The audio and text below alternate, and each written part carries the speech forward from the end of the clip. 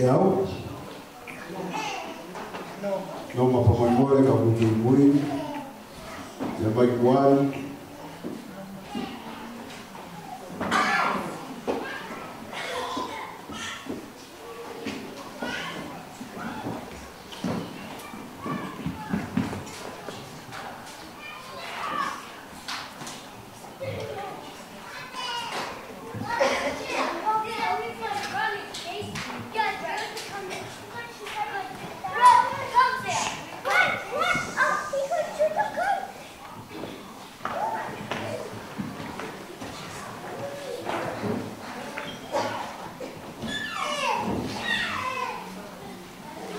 Malo kore pe mua ki e tau iaho ke hoa tau iaho ki me whakakate a kunga waki o e tōka maho.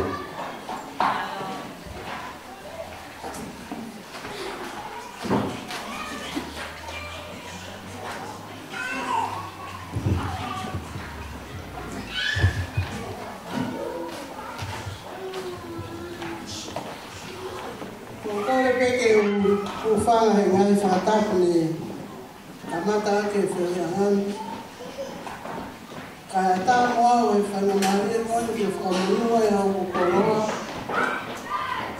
woto mi takka aho exoto e fiafi mo tu fa feta atoi fa feta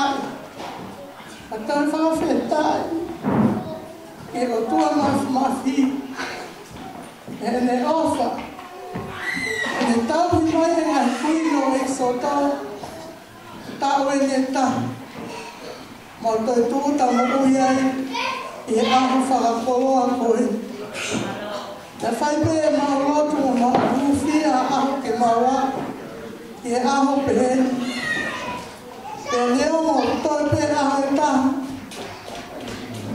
ka maulava e tau e taha mahalo e mau tau hi mai me he tau ko si he maua mai e tau mau whawheta e whawhainga maari e mea kotoa pēr aho koe ni whalawawa na tūla whawhainga maari e ngahi kui nina haere mai ko na mai a whio ana whakatapa whoki he ki ngahi kalasi aho kotoa pē mo lawa mai he e whiawhini ko hui ko ki kātoanga a ngahi kuini me kalasi aho exoto e whiawhini watapu atu ki he taki o loti me kalasi a se koata me kia e masituka mono tokoni me kalasi aho nasareti e whatapu atu ki he take mo ui e keresi ka mahana tokoni mo na palasi a. Mo ngai maheni mo ngai whamiri kotoa pe mo lava mai e pefi afikoi. Atu whange whatapu mawahi ki he tapu kalasi exoto se puia ka mahana tokoni le msi o ui. Ka uma a kalasi aho kotoa exoto whanau mo whakamokopuna tau o nuku i he maru whare kua. O kua tari loto fia loto mawhana i mōtoro he whiawhini. He tuku homo mahi mo ua ka mō lawa mai ki he katoa a exoto i he whiawhini. Papahona kai ke mo lawa mai pe tuko mo ngā mo ua pe fe mau kātoanga e ngā kuini. Ka koe mau whiawhia mo mangari kuini o mo lawa mai e whiawhitoini. O pōpō mai ke ki kātoanga a ngā kuino exoto i e whiawhitoini. Oia ko ofalahi atu kia teki mōtoru ngā klasi aho kotoa pe. O mo lawa mai e whiawhini. E whae kātoa. Koe ngahi kuini pe koe ana pe ma whakaarau noa. Koe ana pe ma whakaarau pisi he lotu.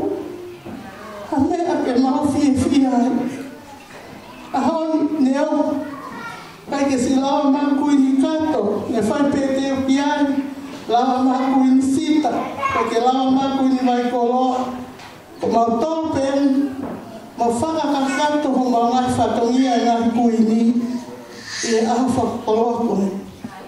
Tawanu mo si hoa ke ne whakamui mua, tawanu mo si hoa ke ne whakamunu ia, ai teo e katoa, o e aho whakakoloa koe. Ko fia e ho maulao maria ko whafofonga te ngā kuini koe. E tae ai hano tatahu, e mau fia.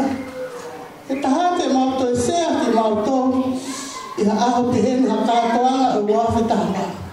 Ko ni awa e katoanga o wha e katoanga tuku mo ui koe no ose tau whamu. Ko ni riu mai si tau fitu noa seru. Whawheta ka pau te tau mo ui ki ai.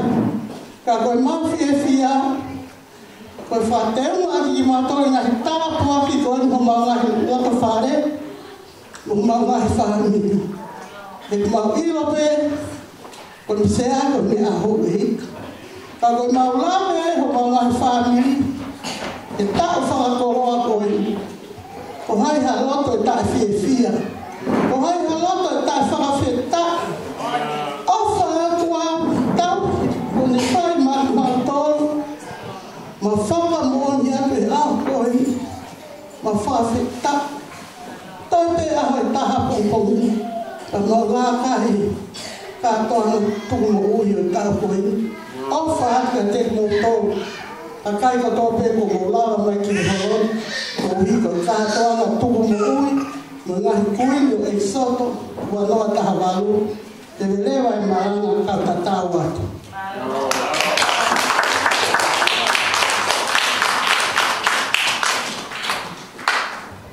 Maroat ki he kaupepe ko e kuini pure whakahoko atu ai lia taritari e pe hoki ki tūku fua o e hala whanonga na nau whanonga me iai pia ausia e aha koini. Ka more pe whamiri ka maa nau tōru ku mea mai a hon ko hiko kātoanga ai ngai kuini ka maa pa mana o sua e aha koe. Pa more a koe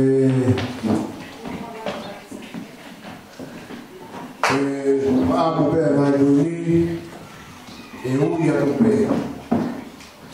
Pia di nau tataha paha pia e nau kia i e whonga ke o hiro na wausia e honi ka mo kātoa atu mo ui. O koe whamore ka pau he kai whiunga ka moianga hau wakai whamore ia ki mautoro. Ka manatu koe kātoa atu mo ui e nia a ngā kuini. Ia nau eiti tina toro i hea e tau lofo. Koe hape hea e nau pai o paparika koe a mia. Paparika wali mua. Pau me he whini. Pau me he whini. Toi pere aha taha patoho nau kalau ni. Panau whoki i hone wā. Ko tau ka tau pere. Anau ki eiti te ahon wa pōpō. Tau ki whakara ni pere nau tō. Ka tau patawa pere ngai kuini. Ai kuini na puntu. Wai tau me to kōt. Nā mo loko. Pia mo koko ai ea. Ia wakane whewhe kai whakatoto. Koe kātoa mo eiti. I hara whanonga o i whiwhia i he eiki. Hoka noa te tau kātoa tuku mo ui o e wāwhe i tāna wālo. Kuini uaki e māsutu, e mātuyaki, o kiai a whārelua lawe māu, e momosa fu lawe māu, tā pia mo e whānau, e nela tuyaki, e wharere tuyaki, e pe mo e taki aho, sheru tuyaki, o mo tai nieri.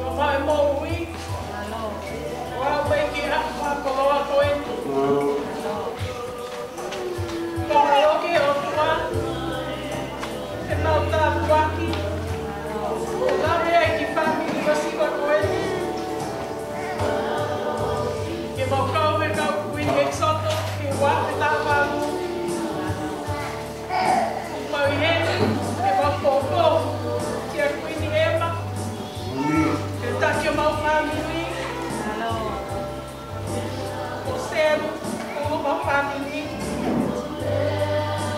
Então, a minha filha é família coisinha. Porque a catorra é uma família. Uma tua, uma tua ane. Me fala bogopuna. Tua ane taha. Te kuat pekut kaya tama que vai. Kaya kolau mai pe que não kau kata que tu boi wakta balu.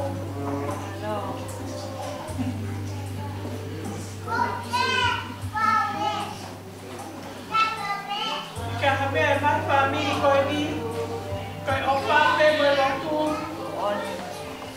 saya lalu lagi, tahu ini tahap, tahu kosi, kita boleh tahu ni, waktu pe aku kata yang membantu aku ini, ya aku kata, kata family. Tahu dah pisau ni, oh hoko, tahu bayar untuk mana kerana dia itu mau ni, waktu dah baru, atu ini mau pokok kalau mau, dia kau ini kota, oh eksoto, oh pakai bomba. Katoan, Poracea, Porfíria, Mocrecia, eu pego aqui que eu fui, vai na brava mais, fui visita, fui vai colar, fui de cato, fui de tabuá que não canse a roupa. Aku ini anak tu pau patau ba. Te fai te lah. Te fia mokato ki kau he amoni. Kau ma au balahi kakato. Ko anak tu pau. Kau bawa balahi aku. Ki kau saya tahu ni. Dalam menurut dia, kalau nak batongia, tak kesahok koneksi ini.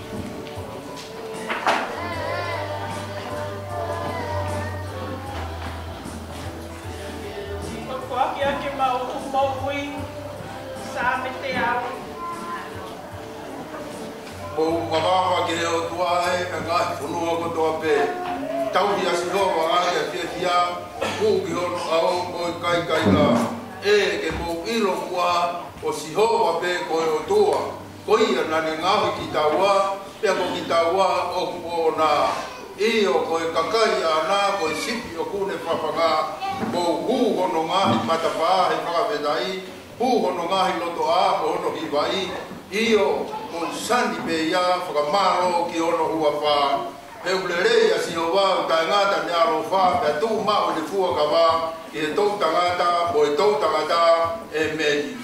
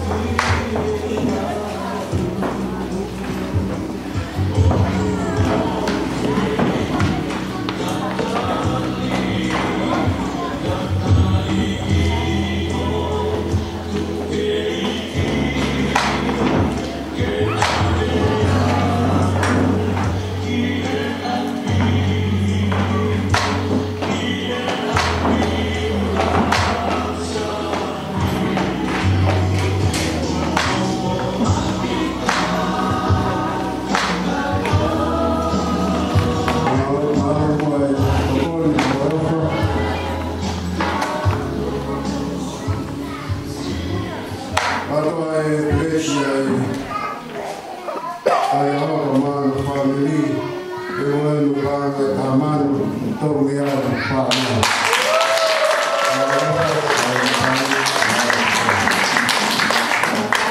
Wa mai wa ki tambia wini vai koa o wika fotua e si mo ai o no kawae ku kai peke te la e fai ha e ala kai ho e wa mai no koni mo ofa ki ka tama mo o ka koni e wa no to la ta afe ma wini hono wa laina e ke wa ma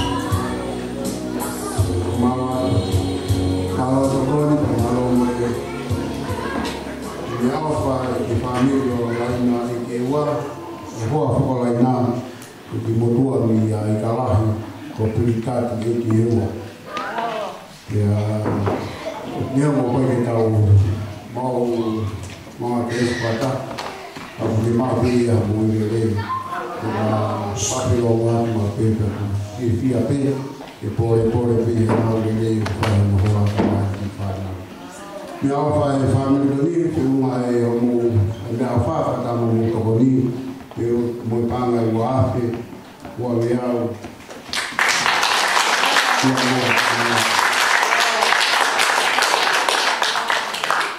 e family hoko e familia o Miriame ma mai ku Miriame ma hoa ma vai mo ki fa na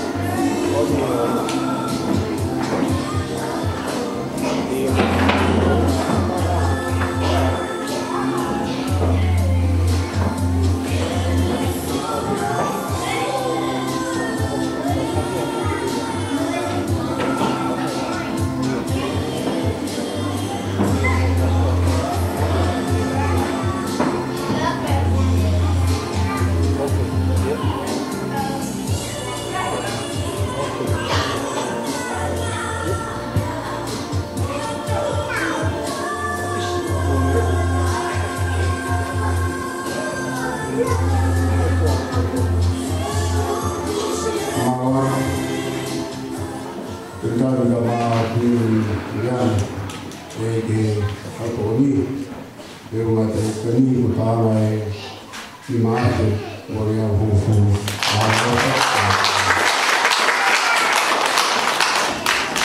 e kreti hoko e familia o Queen Peta e maare nana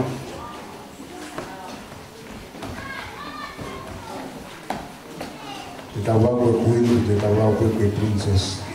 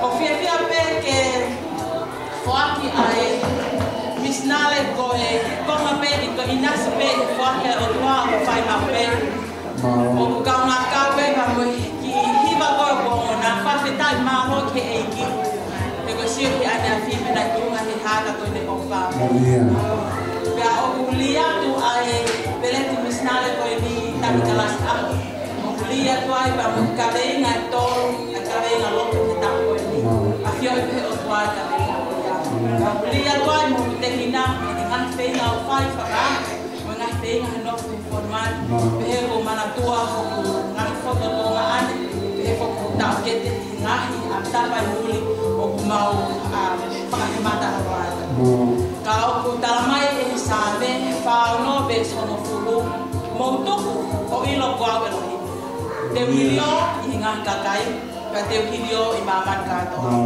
Ka popo ve ki ai ke. Himi ono ni mataha ves ni ma. Sisu anga o whawhau ke huko whale iau. Ke whai te li hape ke mau mea katoa pe. Whawhetai lang ke i ka o whaka te mo.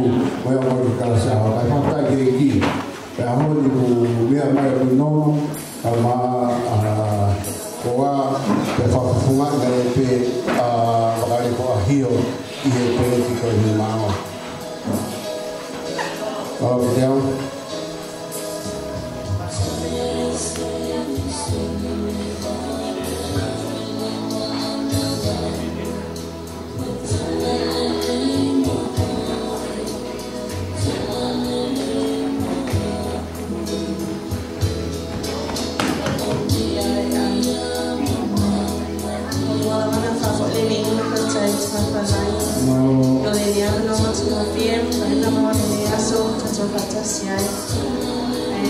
Mona fatulol pa ia. Las tato Sofia. Suave de laina, Stuart. Ai ale na ia manoa e faito sita tupu.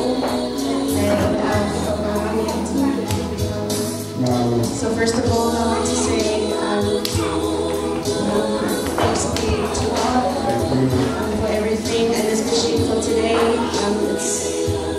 It's a very humbling privilege to be given this opportunity. It is my first time in Tom community to participate, and especially with the Methodist Church as well. So please forgive me if I've done anything wrong. Sorry if I say anything wrong. Tapi tapi ke eki, so mau ki aku pakai ko ini kita fata halte, fata kita pengaruh mulai pakai kaki yang kita kuaki, default yang kita tahu pakai. Banyak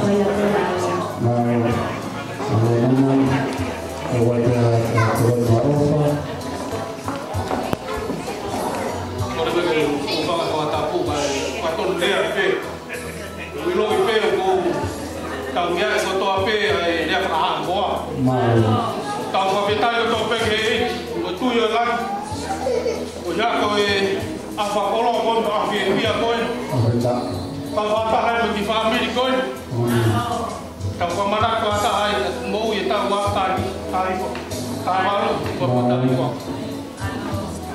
por favor mora pintar casal kau mai kau nggak casal siapa mama mau kau dia kayak juga bapa maka ya kau kau teu mau faz kau kuini kau tahu IP jangan mau pure kau kayak kau matai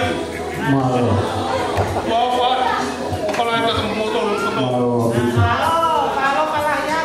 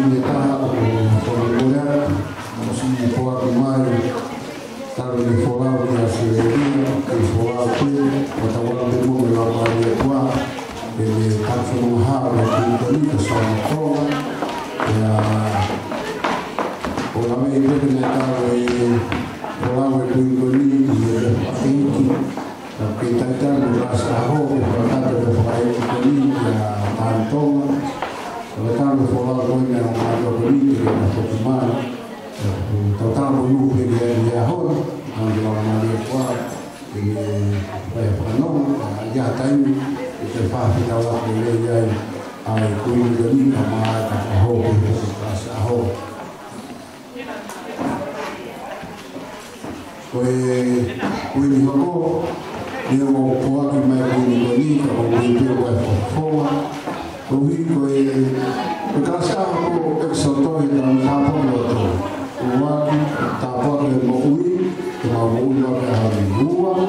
Tāpoa ke ngai kui, koe ni, e nau whakakakato, a whaamu, ke mo una nei whaitonu. Ke tāpoa ke taha ngai te ni koe pe ia ia tofia o whakakoa i Pamela. Ia nei ke tāmuku na whai e o whiwhia taki, e mata apua ke whani koni, ke o whamawai mo ui e o tua, na whaitoro tiki ai na kasa ho. Ka hon, ia o koe ki te he, ke o tui, o heri pēa Aisea, Kaua, e le whakate tāmuku ko ia, ka me ia mea kui kata ko tā mau.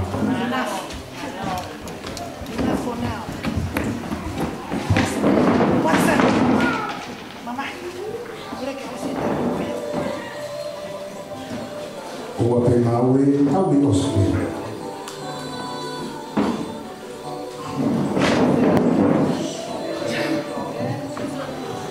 Ua me ri e rupe ala ta tonga a ho. Ai ko kuni.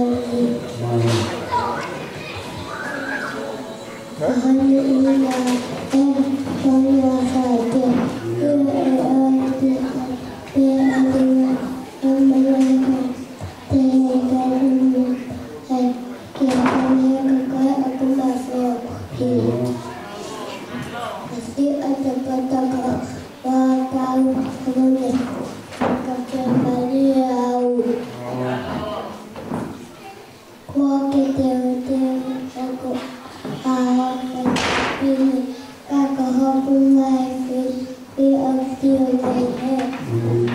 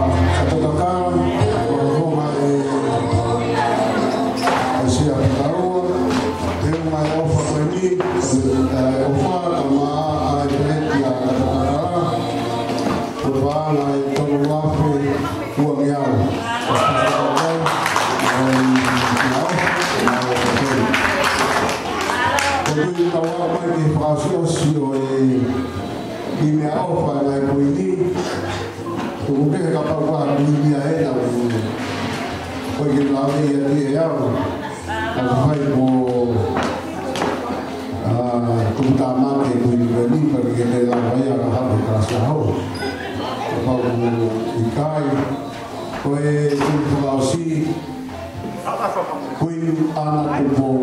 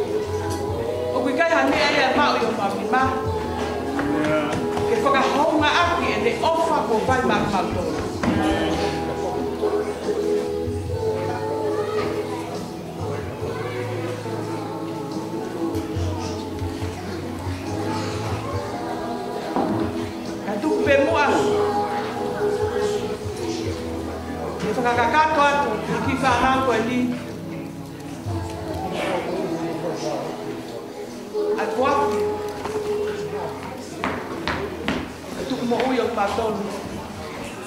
E tā koe.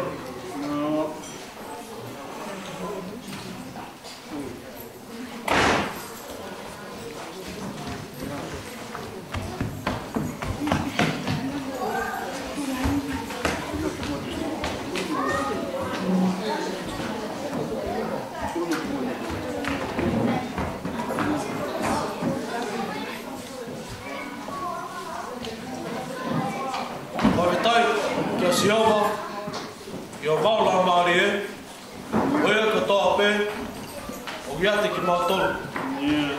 Whawhetai ki hono wafa, maani o nie. Whawhetai ki a sioma, o maula maari e, e ona ngalo, ene me ofa fuli pe. Te totongi pepe ki a sioma, ai fu hulu ene ofa ki a sioma. Te whea ki a Fiona, ai whea lau whakawhetai, o hua e kina, ai huaka o e ki. Te whakaae ngahi tumo ui ki a Sihoma, iyo I he au hana kakai katoa.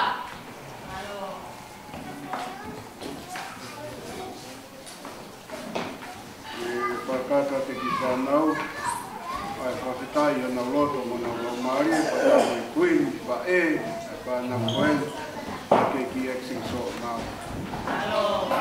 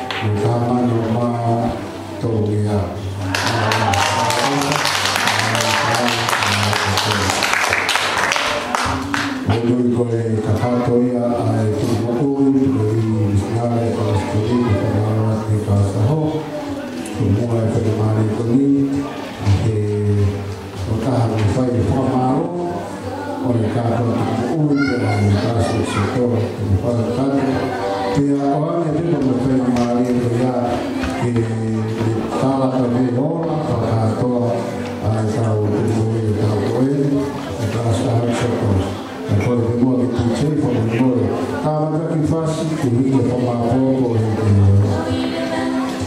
wala ai wala ai te mui e kalasa hau sotos ka hiri a kua me whamamari ka mai e taha me whai whamapoko.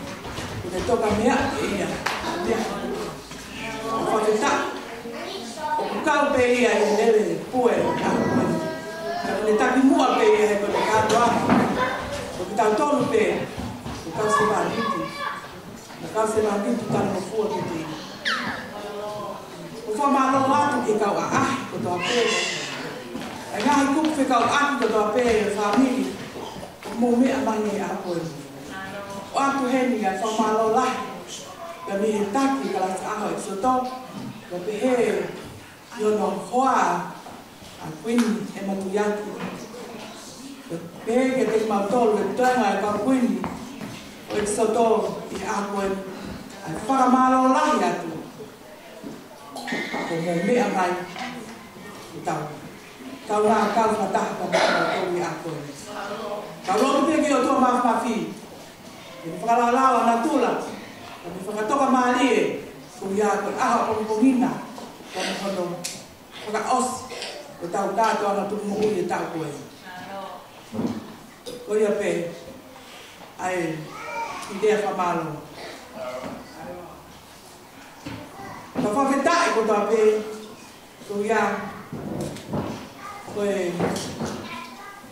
Tawa ko susukalaisi. E kalasi aha ko sa tau. Ka mo nau tātua na tuku mo ui e a koe. Wheo mai tuku mo ui. Si ngā whamini ko tā pe. O e soto. E tā koe me wafe tā walu. Mo ka anga e whamano. Tolu wafe. Tolu ngiao. Wanima.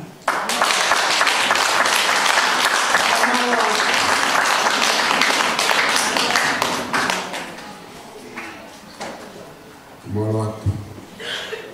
Oi koe una trapai. Tunga pe takrele ai kulture.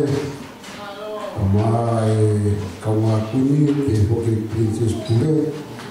Tamo e ngahi hoa. Tamo kimoto. Ame e amaro ko pai e konta viaho.